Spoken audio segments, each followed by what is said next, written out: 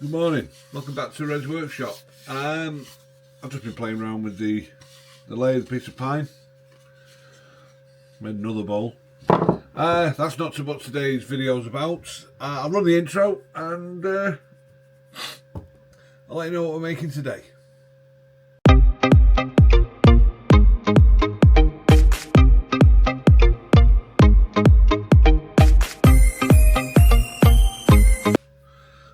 Okay, so what we're going to make today? Well, I have this piece of pine. Let's get it over here. And this pine measures in length. Let me get it over there. It measures 45 and a half inches, or 1015 millimeters. Now, what I'm proposing to do is, and I've made one of these before, but never kept the template, so I've had to start again. Is make a wine rack. Yeah. And this wine rack I'm going to make will be 22.5 inches in height, which is 572 millimeters, and it's being made out of two pieces, because this is all I've got. Well, this is all I'm going to use for this video, which is 2 3/4 ish in width, which is 70 mil. So I'm going to get them cut on the chop saw, and then we're going to have some fun cutting holes.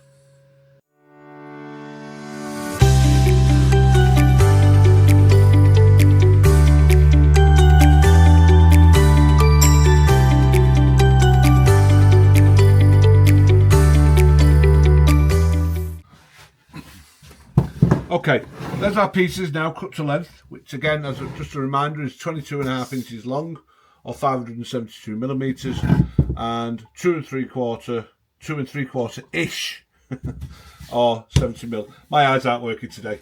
Anyway, got the two pieces, and what I need now is a template. Now, off camera, I did the template. I didn't pay any attention to the size I was doing. I just wanted to see how it would map out, and hopefully, just get that out of the way.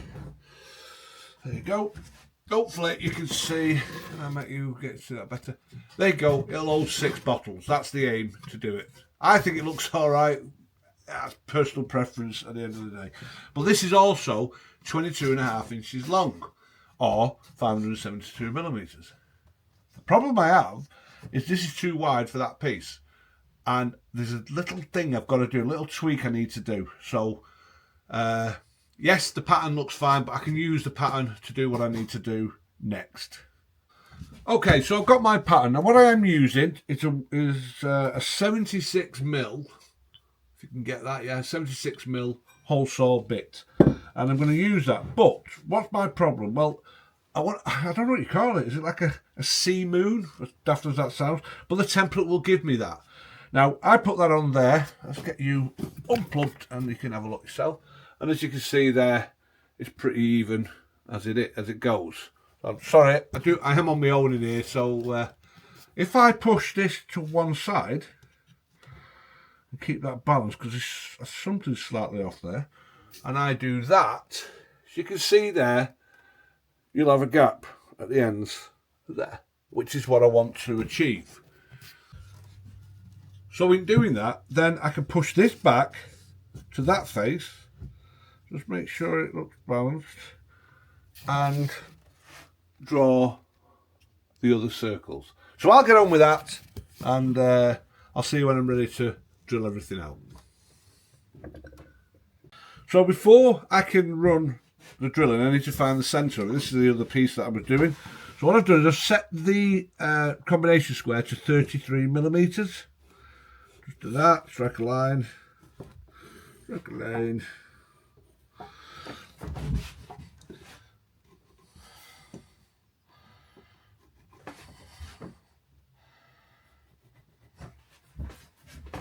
I need to make sure now that I am the centre of that circle, which is 76.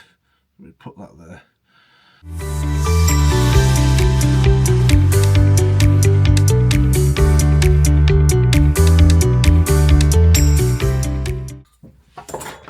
Now, as always, as I've said before, get yourself a brad awl, which helps alignment.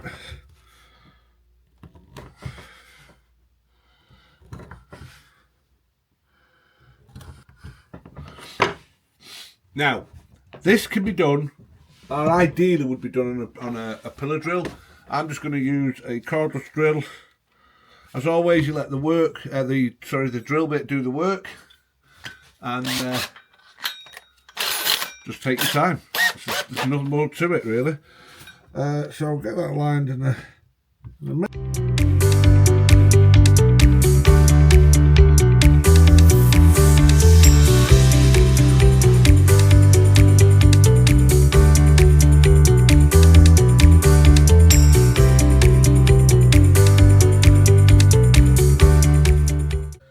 Okay, you won't be. I don't know whether you'll see that at all, but this bit had bottomed out. What I mean by that is it can only go so far, hence why you've got all those. Well, basically, you can see where I can't get any further. And how do you get around that? Well, what I've done is, excuse me, that bit is 7mm. So what I've done is I've got another 7mm bit, and I've drilled straight through. What that's achieved is it's a location. Every one of those is a location of the opposite side. Now, if I've been off centre with that as I've been drilling it, that could throw that out and it'd be a ridge, but that doesn't matter because we're going to sand all this through on the oscillating sanding machine later on. So I'm not overly concerned. So I'm going to get them finished off now.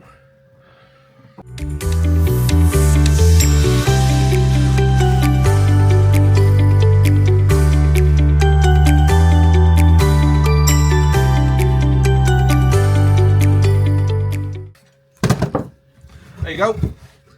Let's just get that bit raised up a bit. So that's the side, or one side of it. As you can see there, we've not done too bad, but we'll be finishing that off in the oscillating sander later on. I'm going to do the other one, and I'll bring you back when they're both ready to be attached together. Okay, so they're all drilled out. I think I've broken a drill, what the hell.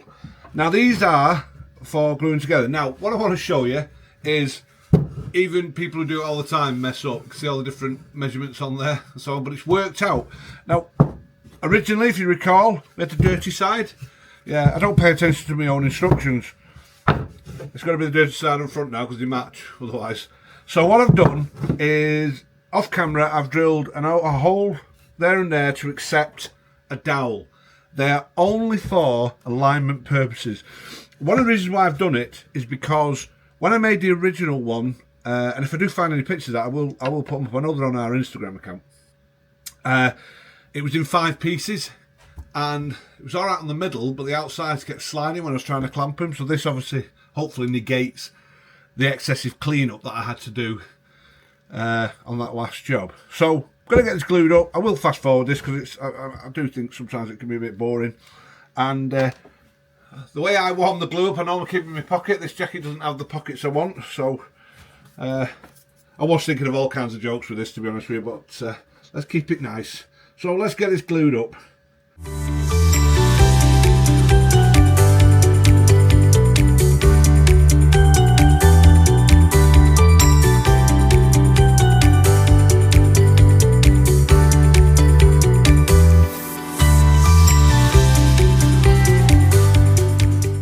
Now, this will take a while, so I'm going to leave this overnight, and in the morning we should finish it.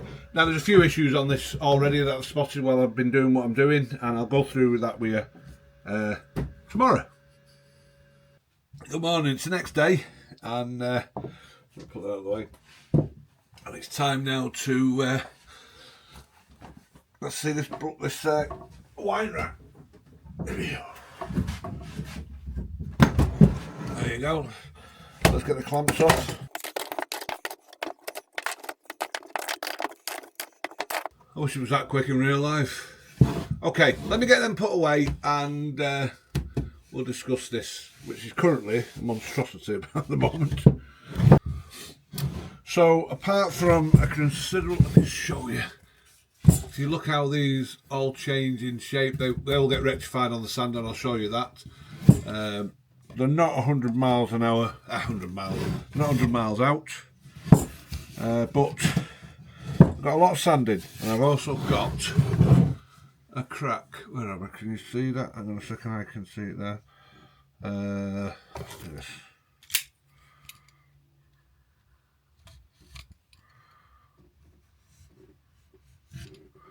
There you go. I've not made it worse, I've just took the sawdust out of it. So I've got to fix those as well. So there's going to be a lot of sanding. Trust me, you won't have to see it all. I'll probably end up fast forwarding this bit just to save time on the video, where I'm doing it here by hand or with the orbital sander, and then with the oscillator sander below. So I'll crack on with that, and I'll see what I've got it something like.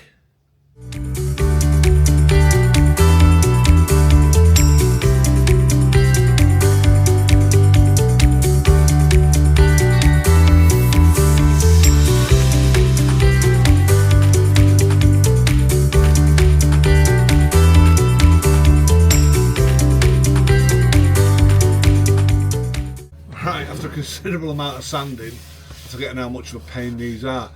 Now, this has been done up to only 80 grit, so it has got to be re-sanded. I'm just going to now do a round over in all areas, and then I will finish the sanding off. And we should be far off finishing this. And just a bit of a hint, tips. My oscillated sander would only do part way, but the grit was 120, so I ended up making my own. And funny enough, these are one of the pieces that came out of there. So it's a product that helps itself.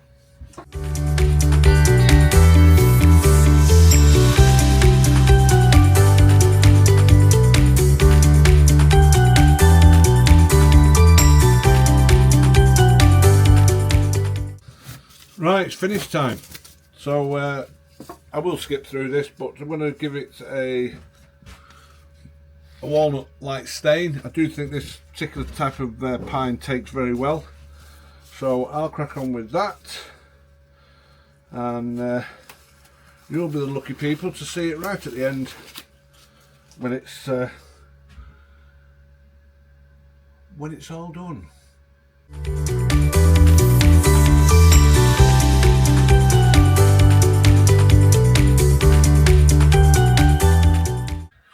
Well, finally it's done.